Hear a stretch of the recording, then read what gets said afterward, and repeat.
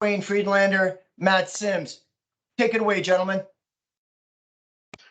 Awesome. Can you hear me okay? Hi-oh. All right, perfect. Good morning, everyone. My name is Matt Sims. I'm joined by my friend and peer, Dwayne Friedlander, and we're really pleased and really excited to spend some time with you. Thank you for taking time out of your busy day to join us and to talk about Teams Phone. Before we get going into our agenda, we just want to tell you a little bit about us, and just we'll try to keep a very casual tone for this session. So let's get started. Dwayne, can you tell us a little bit about yourself, and then I'll do the same. Absolutely. My name is Dwayne Friedlander. I've been with Microsoft for approximately 5-6 years now. That picture of the car, that is actually my Mustang. I do drive it poorly, so let me take this moment to apologize to you. And I really do enjoy and love Teams Phone. My focus is around Teams Phone purely at this point. That's about it. That's awesome. Thanks so much, Dwayne. So Dwayne and I both are part of the customer success organization at Microsoft, and we both sit in the healthcare and life sciences area. So our customers include healthcare providers, pharmaceutical companies, life sciences companies, healthcare insurance companies. So in terms of our practical day-to-day experience, it's with those sorts of organizations, and we're really grateful to work with a lot of great companies, a lot of great people. So in that kind of odd picture that's behind that's under my name, there is an analog synthesizer. I'm really into music. I love music, and so when I'm not doing the Teams Phone stuff and the converged communication stuff, you can usually find me plunking on a guitar or messing around with keyboards of some sort. So let's get right into it. I am going to go through an agenda just to kind of ground our conversation. But what I would really encourage is a lively discussion in the chat. We're going to do our best to try to facilitate that. But we've all been part of presentations or attended presentations where it's stiff and you feel like it's a one-way street and you're just getting told things.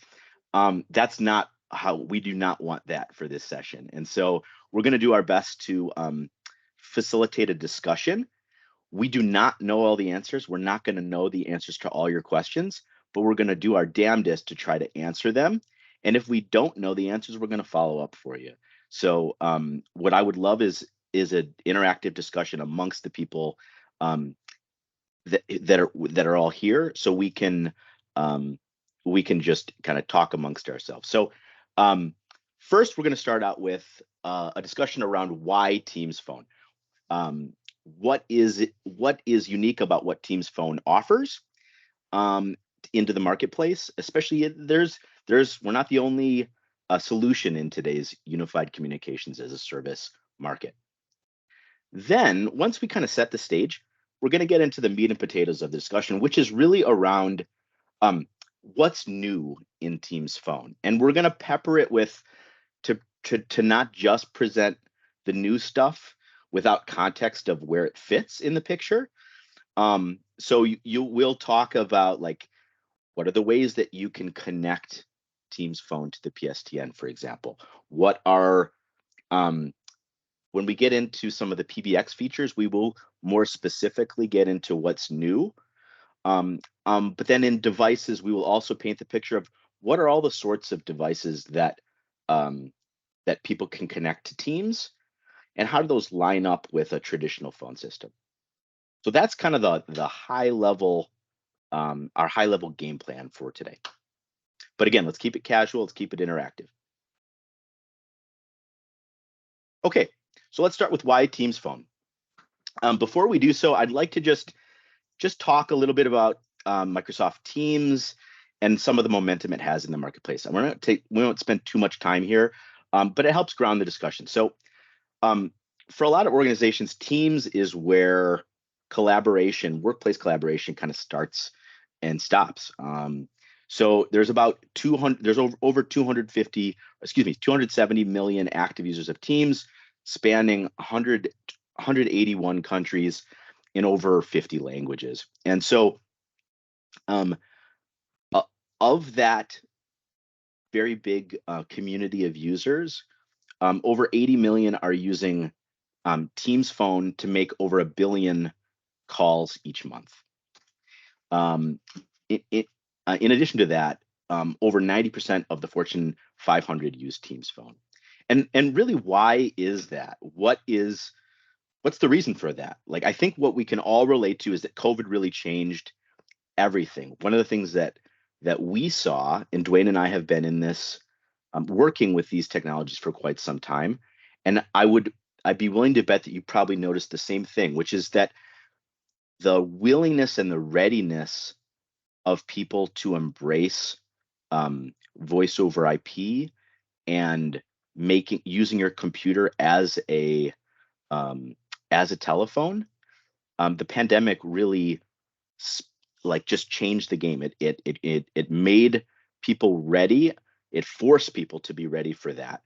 And now we really can't go back. And so the growth of Teams for Teams meetings primarily was what we saw in the pandemic, and Teams Phone is kind of drafted behind that. So what does Teams bring to the table? So really, at the end of the day, what makes Teams Phone and Teams special or unique in the market is that it's just a single app. So that simplicity of being built upon the foundation of Microsoft Teams and just adding on the phone capabilities on top of an app that people are already using for chat. They're already using it for file collaboration. They're already using it for meetings. It just makes sense at the end of the day.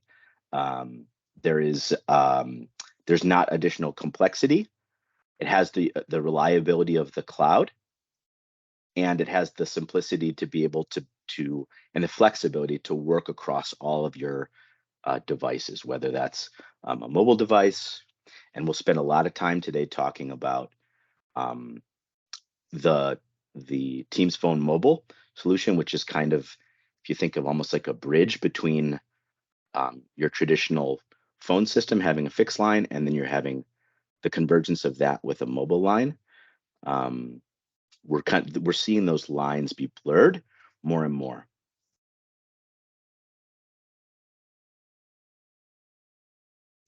Okay. Now we're going to switch gears to the next part of our presentation. We're going to talk about the building blocks of connectivity with Teams Phone. And Dwayne's going to talk through first, what are all those options that we have for connecting Microsoft Teams to the public switch telephone network.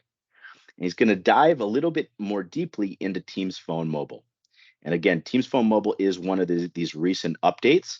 It used to be called something called Operator Connect Mobile, but it's kind of grown up. And so we'll talk about that. And that's, again, this kind of convergence of the mobile phones that we're so familiar with and that we are so dependent on these days, and Microsoft Teams. So Dwayne, it's all you. Awesome. Good morning, good afternoon, good evening. Hope everybody has their coffee. I may have to run down the hall and get another cup. So at some point, I may disappear. You can walk with me though, it's okay. So let's talk about connectivity, right? A couple of different ways we can do this, right? To integrate Teams Phone and PSTN, right? Teams calling plans, right? Quick, simple way so that you can add that calling into your organization. I refer to this as click, click, next. It works. It works every time, right? Then we can switch over to Operator Connect, right? Which that really what that's going to do is enable customers to simplify, right, their connection to the operator-based PSTN services, right, into Teams. But the key here is it's a managed experience, right?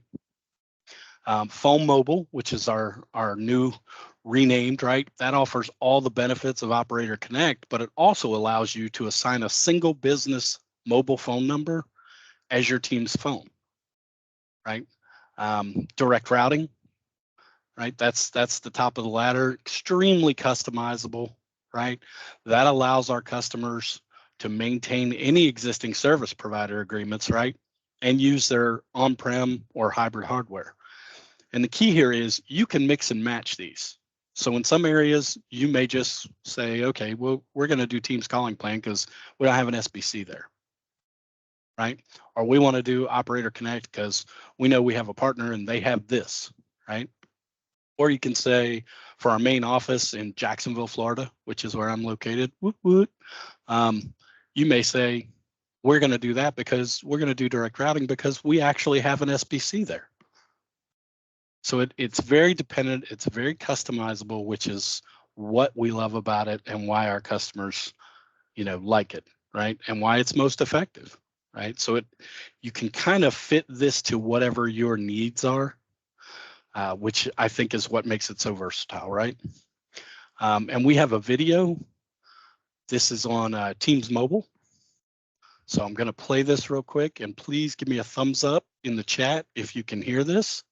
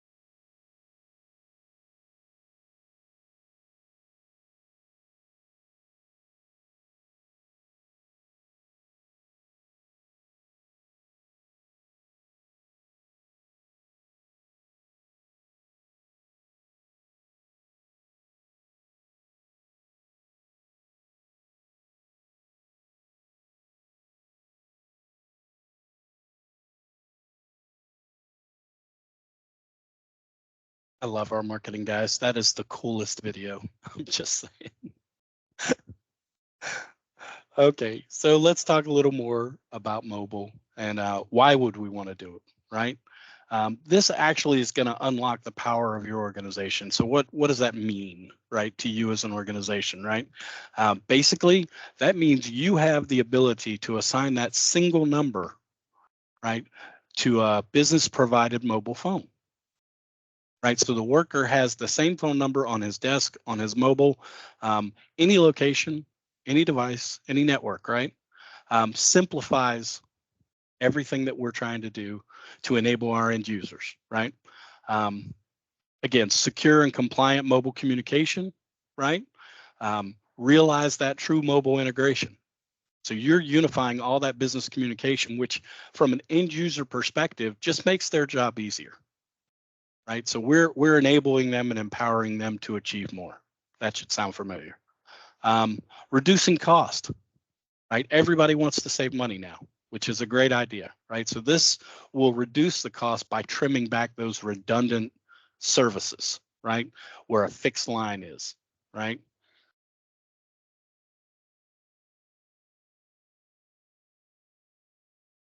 So these are the features that are immediately available on launch, right? Make and receive calls, obviously, right? Move between devices. This is actually a very cool feature. This will move you between your mobile device and your desktop device without dropping the call. You can do a transfer, obviously, to colleagues on Teams, right? What you're doing is you're actually uplifting that call into the Teams service on the same device and then transferring that call across. Another one I really like is combined call history. So I'll see the exact same call history on my desktop as I'll see on my mobile. Presence integration, right? Unified voicemail, right? Business answered settings, right? We can change how the call's answered and where it goes, right? And the business can enforce, archival periods, right? Because again, as Matt mentioned earlier, Teams is this single pane of glass, right? Back end on this is going to go into Exchange, right? Enterprise call grade policies and compliance, right? Everybody is concerned about security these days. So on an employee's mobile calls on Teams and the native dialer, right? Showing the mobile number or the company number. There are times when I want to make a call, when I have to call out to a customer. I don't necessarily want them to have my direct number, right? So again, basic PBX feature, right? Caller ID masking. Adding a mobile number to company call queues, right? And the PBX, right? And then the reliable calling, right? Via the cell voice network or an internet connection, right? You could do Wi-Fi calling on it. So you have either of those options there. Some of the future capabilities we kind of want to talk about a little bit here. I'm going to touch on BYOD, right? Allow users to bring their personal numbers and devices into Teams, right? 5G and IoT. Really, we're enabling enhanced mobile capabilities there, right? Messaging, integrating Teams and the native device messaging system or apps, right? Multiple identities, enabling multiple numbers in Teams. So there's a lot of exciting things that are coming that I'm anxious to get my hands on some of these, as I know all of you are, including Matt. Absolutely. Now we're gonna, right? Yeah, so Dwayne, one really excellent, a lot of great interaction in the chat, but one thing I wanted to just voice out there, because this is something that was confusing to me when I was first getting familiar with Teams Phone Mobile, is the difference between Teams Phone Mobile and using Teams on different devices. So one of the things that we hear a lot, and just in my practical experience with Teams that I really like, is that it's available. The Teams app is available on my Windows desktop, and it's on my Mac, and it's on my iPhone. That is wonderful, and no matter how you're connecting to the PSTN, you'll reap those benefits. What's different about Teams Phone Mobile is that there's a single number that you get from your carrier that is shared by your mobile device and the Microsoft Teams app. So it allows you to work even more natively with calls on your mobile than you can by just using the Teams app. So I hope that clarified things and didn't make things more confusing. But happy to continue the conversation in the chat. And I appreciate people. I appreciate everyone being interactive in the chat. That's what's going to make this session valuable. So Dwayne, back to you. Awesome. Thank you, Matt. I appreciate that. Now we're going to talk about some features. One of the biggest features, I think, is the CRM pop-out browser, right? What's happening, right? As more customers are starting to use Teams, advanced calling, right?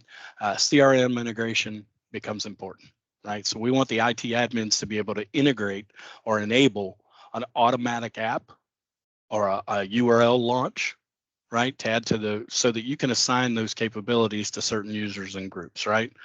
Well, what does that do?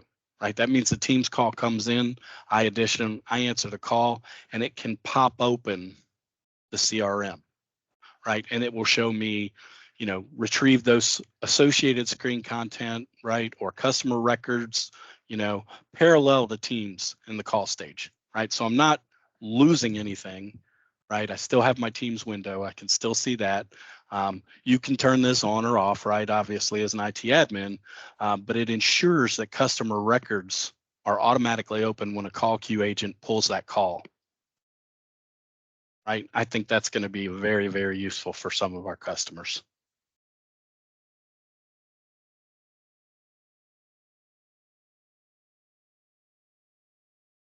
Busy on busy settings. I'm not even sure what to say about that, right?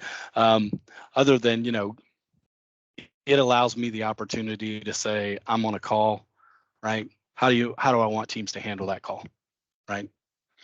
So you'll be able to manage those settings, set those preferences for how the calls get routed when I'm on a call. So if I'm on a call with Jonathan and Matt calls me and I don't really want to talk to Matt because I'm having a conversation with Jonathan, so I can force, that incoming call to go to Sarah.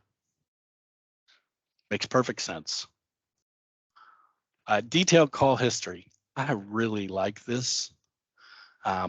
This detailed call history will start this month, and you'll see group teams call with Federated colleagues, right? So this will combine it with recordings and transcriptions. You can kind of see, let me get my little pointer up here, Matt. Can kind of see here in this graphic. Sorry, I just got a new pointer. I'm playing with it.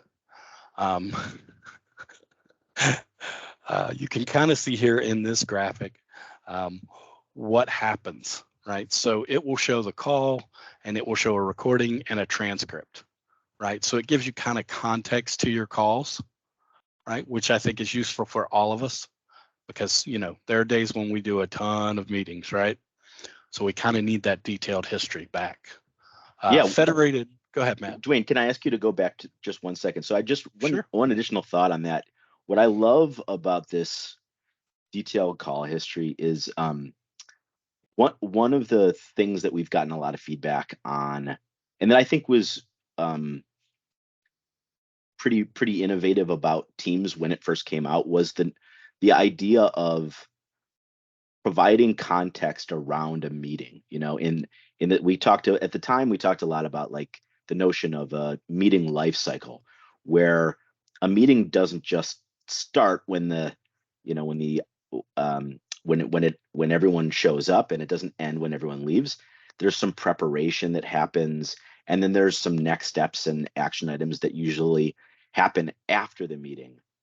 And that was such a powerful idea that because we have visibility into that in Microsoft 365 with Teams and the other services like Exchange that comprise Microsoft 365, that if you can put all that stuff in one place, it can be really, really powerful. And so I love that with detailed call history, we're kind of bringing that same, some of those same ideas to the notion of call history. Well, how can you take call history to the next level? Well, you surface things like the meeting recording and the transcription and all these various things. So again, Dwayne, sorry, not trying to steal your flow there.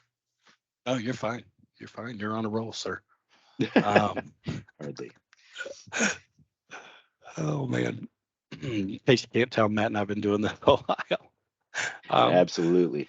Federated group calling.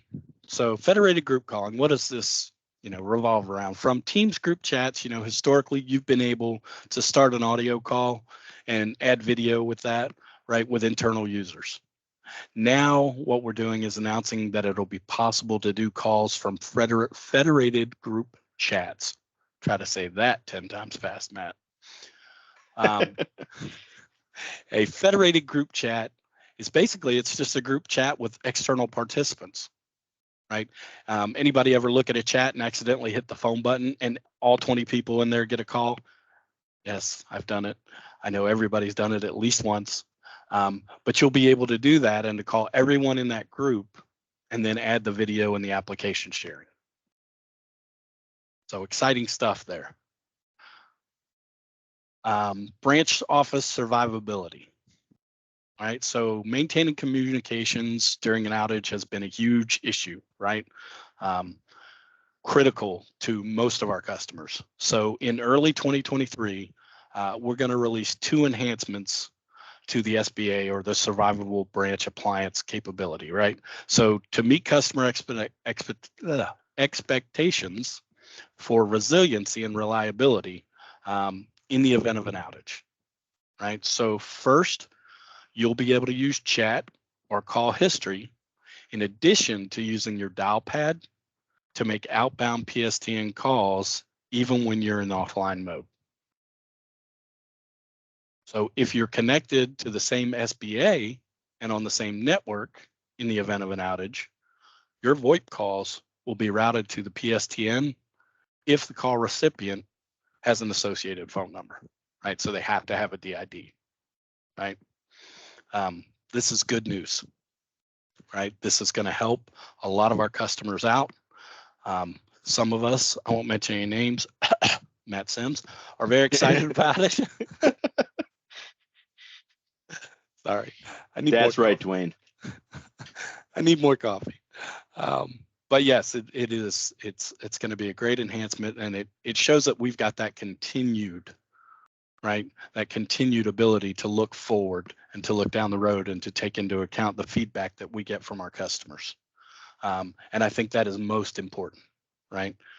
And with that, I think I'm going to turn it over to Matt for devices. Awesome. Dwayne, thank you so much for talking through the options that we have for connectivity with Teams to the public switch telephone network, calling plans, direct routing, Teams Phone Mobile, Operator Connect, and for also talking through some of the newer PBX feature or feature updates to Teams. I'm gonna now take us through a bit of a discussion around devices, and then we'll quickly recap, and then time permitting, we may have time for a little bit of a live question and answer session or discussion. So let's talk about devices a bit. So one of the pieces of feedback that we get that people really like about Teams is that there is a lot of flexibility around devices. In a traditional phone system, you had physical devices that were physical phones that used to be copper wire, and then at some point different copper wire configured for IP, and we still support those sorts of devices, but what we're in my experience with Teams, the sweet spot and the first place that most customers start when they head down the path of Teams Phone is using both the Teams app, and increasingly that's more and more usage of the Teams app on mobile for iOS and Android, and also the traditional Teams app on Windows and on Mac, and coupling that with USB devices. So, for example, as I'm talking with you, my daughter is homesick from school, and she's in the adjacent.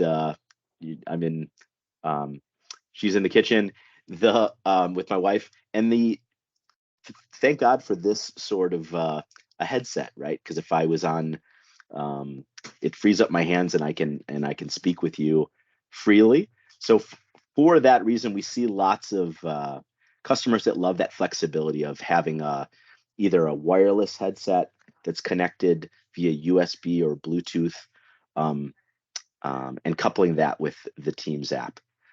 Incidentally, that's usually, I would say 9 times out of 10, when customers start moving down the path with Teams Phone, where we see the most success is when customers start with a persona-driven approach, where they identify a user population, usually information workers or knowledge workers, that are just a dead-on perfect fit for a soft phone, for all the benefits of a soft phone, in that it's very flexible. You have it's low cost, in the sense that these headsets cost much less than a traditional telephone, and then we move on with additional personas to other areas of the business where they might require more traditional devices. So again, just kind of make our way around this slide a bit. So the first piece again is these using the Teams app and USB devices, usually a great fit for knowledge workers. That's where we start, and that's where we can usually establish a lot of momentum for a Teams Phone deployment. Next option we have is something we refer to as native devices. It's basically purpose-built devices that are that run the Teams app on them, but just the Teams app. So they're not like a PC or even like an iOS device where it's or a generic. Probably a better example would be a generic Android mobile device that's running other apps, and the Teams app is just one of those apps. A native device from Teams is something. An example is the Teams IP phones. So we maintain a certification program with manufacturers or vendors that build these devices. They certify the firmware with us or the software that runs on them, so that they are guaranteed to work well within the Teams ecosystem.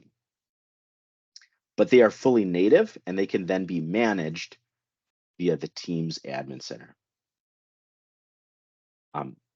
The next option, and I kind of like separated these two next pieces, is the option of connecting what I'm terming non-native devices. And there's several different types of devices that are required in a phone system. And we have a couple different ways of connecting those to Teams. Now, if you back up, so Teams was kind of a figment of our imagination before 2017, came to market in 2017. So Teams Phone, trailed a year or two behind that. And at the time when we shipped Teams Phone, direct routing was the one game in town to connect things like analog devices, elevator phones, you name it, any generic SIP-enabled devices.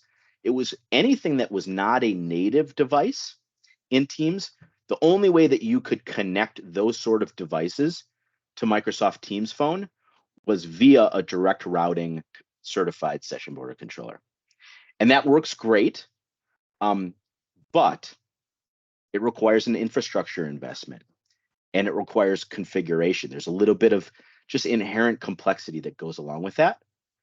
And if you're a large enterprise, which I think a lot of you folks work at large enterprises, maybe that's okay. But for a certain subset of customers, it's just that was just more complexity than they were willing to or wanted to bite off. So I'd like to spend a couple minutes talking through Old Faithful. I like that. The other option, which is a newer option, which I'm really jazzed about, that's been getting a lot of, and the folks on our end who have done the development work on this, I think they've just done a bang up job on SIP Gateway. So what SIP Gateway is, it is a means of connecting devices that are not native Teams devices. It's a means of connecting those devices to Teams Phone. Well, but excuse me, but without the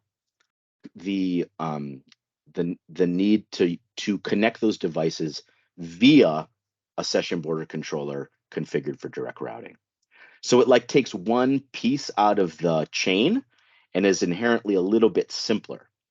So let's talk a little bit about what some of the more recent updates to SIP Gateway, because there has been a lot of recent updates there. So my device updates, although I trying to paint a broader picture, most of my updates are really focused around SIP Gateway because that's been where a lot of the recent developments and updates are coming from. Okay, I said all that, but I'm going to take one quick slide to talk through some changes made to the Teams native phones. So I saw in the chat earlier there was a bit of feedback that someone had a less than stellar experience with the Teams Phone devices, like the native Teams IP phones. And we have gotten a bit of feedback on that. And so in the interest of building a better mousetrap, addressing our customers where they're at, that our development team that's responsible for the native IP phones went back to the drawing board and redesigned the Teams calling app that runs on the native devices so that it's has drastically improved performance. They've also done a bunch of work on the UI of the devices so that it's a simpler layout with larger buttons when you're in a call. So things like the hold button, placing a call on hold, being able to transfer a call. Things are just really, really common. Those things are now readily accessible in the call. And for any of you that have made Teams Phone device investments, what you're going to find is there is dramatically improved performance with the latest firmware and software that's running on those devices. Okay, now let's talk a bit about SIP Gateway. So I was kind of evangelizing a bit for SIP Gateway, but I am really a big fan of it. Again, just because of the simple architecture that it affords us.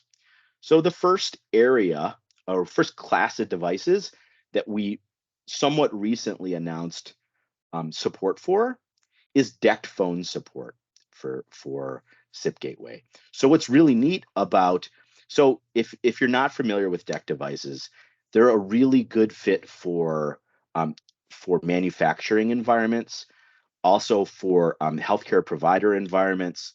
Anytime where you have a workforce that's very mobile, these DECT devices are really a need to have. And there are several IP-based DECT phone vendors. So the ones that have been certified for SIP Gateway, and one of the nice things about SIP Gateway is we do certify the device firmware, and so you have that peace of mind that things will work as expected when you're registering these devices to the SIP Gateway. So SpectraLink devices, the IP DECT 200, 400, 6500 virtual IP DECT handsets, and the handsets that are the 7200 series, 7500 series, 7600 series, 7700 series, those have been certified, as well as the Poly devices. And Dwayne and I were chatting earlier this morning. Dwayne has one of these Poly DECT handsets. They're of the style they call the Rove, which is a series of device. Really nice set of devices. There are also additional compatible DECT handsets that we plan to be certifying.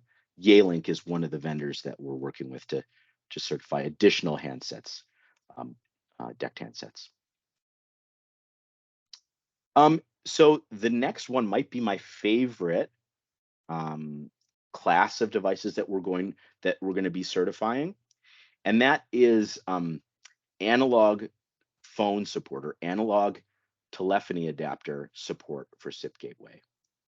What this does and why it's my favorite is it's so explicitly generic, right? So what we can do then is take one of these audio codes or Poly or Cisco ATA devices, register that to the SIP Gateway, and then connect analog phones to it or analog devices. It just opens up a lot of additional scenarios that need to be covered by an enterprise phone system that used to require direct routing to accommodate. Finally, the next class of device, the final class of devices that I want to talk about that are planning to be supported, and this is another one where I think there's a lot of potential here, is overhead paging system support. But it's not just overhead paging system. It's also things like SIP. It's also things like SIP ringers and SIP speakers. So we're working with a company called Algo, and for any of you that have worked with Algo, it's a really neat company that provides a lot of utility-based devices many times really useful in like things like a manufacturing environment, a high noise environment. And these SIP-based utility devices you generally provide pretty simple purposes, that things like, really loud ringer or a speaker, or again, an overhead paging.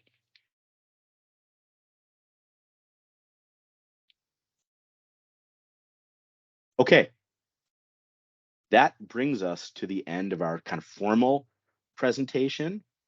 Dwayne and I are going to stick around until the top of the hour.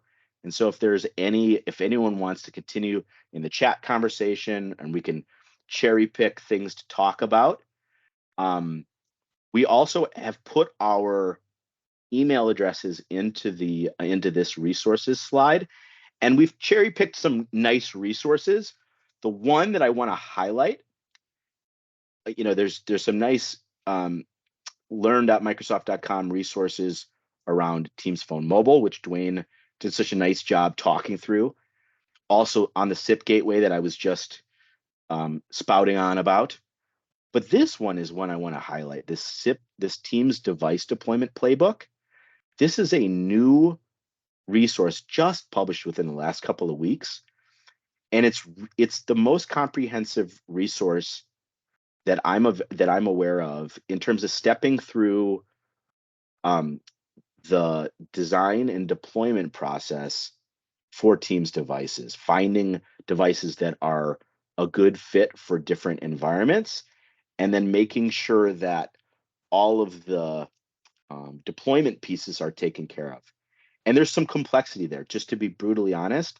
When you look at things like getting Teams devices to work properly in conjunction with conditional access via Intune, and just the complexity of dealing with a Microsoft 365 environment and folding these Teams devices in so they get the proper policies deployed and everything works as expected, it can be complicated.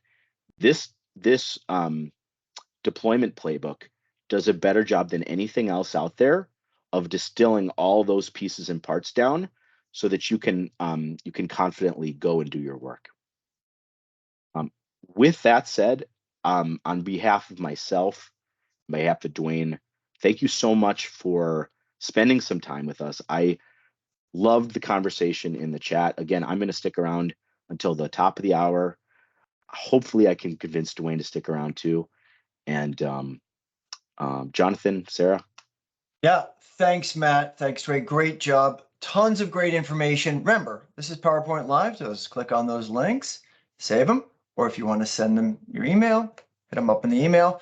Yes, the presentation and video will be uploaded to our blog. We will be sending you an email with a survey, as well as the link to the video that you're seeing now and the presentation for you to enjoy for further review with your team.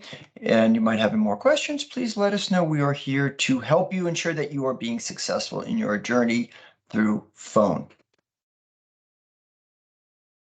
That's really what we have. Sarah, did I miss anything? Any questions, please? Do we answer all the questions in the chat? Anything outstanding? Look, I just saw a question come in. Yeah, Jim's got one. Can you clarify the SIP gateway a bit? This is new service to Teams, and as in we can register the generic SIP. Great, that's a great topic. Maybe you can dig into that. Yeah, totally. And I'll start. And Dwayne, you keep me honest here. SIP gateway is not new. It was initially released maybe 18 months ago or maybe 2 years ago. What is new about it is that as the service has been around, we just are providing more capabilities with the service and the ability to support more different types of devices. So for example, what I didn't talk about today, and where the first wave of features with SIP Gateway was being able to support certain IP phones from other vendors. So for example, you can take certain Cisco Cisco IP phones, they get flashed with the Cisco MPP firmware, and they can then register to the SIP gateway, and then you could do basic calling features with that. And to your additional clarity on from your question, yes, it's a service that runs in Azure. All you need to do is put in an FQDN and have an appropriate license to bind to the account that's getting logged into, and away you go. Let's see, any other questions we have in the chat here, Dwayne? Yeah, I'm going through them. Okay. Oh, these are some good questions. I know. I like Anthony's. I got Anthony's. Yeah. Yeah, so I am seeing lots of questions around E911. That is a whole ball of wax. And so at the, I think it's going to be difficult to cover to everyone's satisfaction E911. What I will say is there's really two big pieces of configuration with E911. For the corporate network, we support defining and enforcing locations with things like the BSSID on wireless access points, IP subnet, etc. The newer capability that we have that works in conjunction with that more traditional E911 is that we provide the ability to support work from home users. And the logic that we use there allows for us to discover the address, and it depends on the operating system that the Teams app is running on, but we can discover things about the location of the user, and then we can ask for the user to confirm that. So it's probably beyond this conversation, but again, I would refer you back. If you have specific questions around E911, please feel free to reach out to either Dwayne or myself. We'll either be able to address the questions directly or refer you to your Microsoft support folks that can help get your questions answered. Great questions. Yeah, another example, Matt and Dwayne, I'll put it in the chat window. We do have the survey. There is a question on how can the Microsoft team help assist you. There is an other option, so feel free to fill that out and state that you would like us to follow up with you guys on 911, and we will make sure to get that response back over to the team, and we'll follow up with you directly. So just another avenue if you prefer, versus sending an email to Matt and Dwayne. And those surveys are super important to us because that way, in the next summit that we do in the spring, we want to hear what's important to you and build content that's relatable, actionable, and things that you can do today in your complex environment. So we love to hear all topics. Something comes up, please let us know. We'll build it, do it, rock and roll. Any more questions?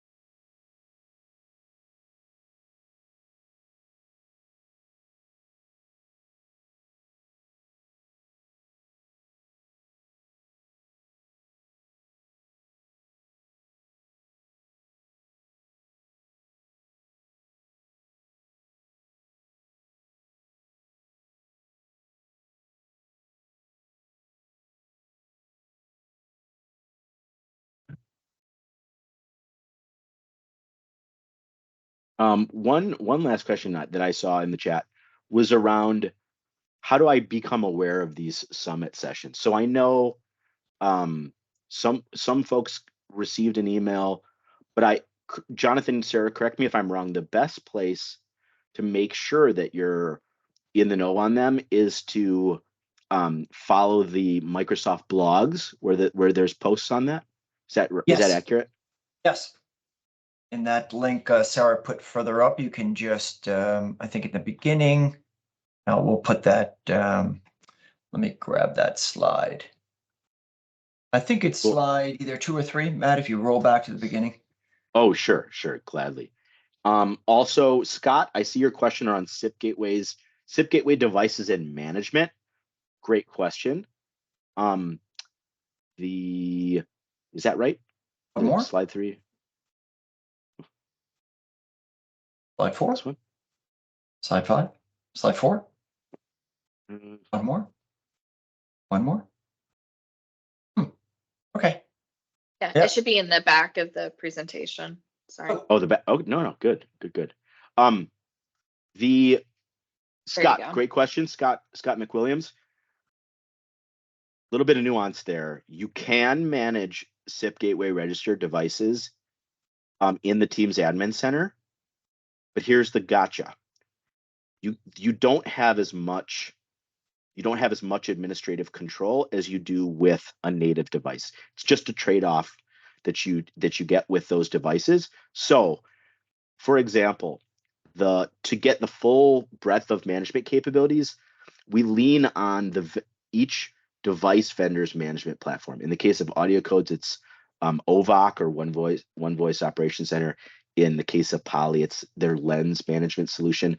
So you can do some administration in Teams Admin Center, and then the rest of it with the vendor's management platform.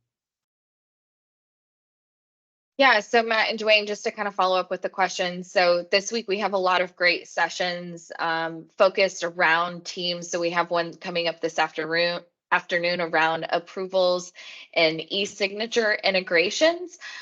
So feel free, if you'd like to attend the sessions, click on the links here and register. And if you could move to the next slide, just real quick.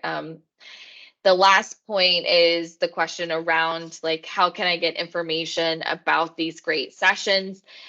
We have created a Yammer community focused on health and life science. If you're not part of health and life science, no problem, feel free to join still. Go ahead and fill out this quick registration, take out your phone or click the link and we'll add you to the Yammer community. And then you can stay on top of all these great sessions that we do for summits, but also we do hold quick 30-minute sessions every third Thursday of the month based off of topics from the community. So snackable content that to inform our great customers about what's going on from a Microsoft standpoint, or sometimes we do have some great use cases. So that's another great way to stay informed of these great sessions. So just wanted to call that out. Thank you, Sarah.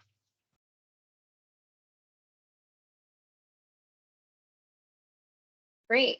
Well, we'll just continue to monitor the chat. And if no one else has any questions, thanks again for joining. And we hope to see you on some of the other great sessions that we're doing this week.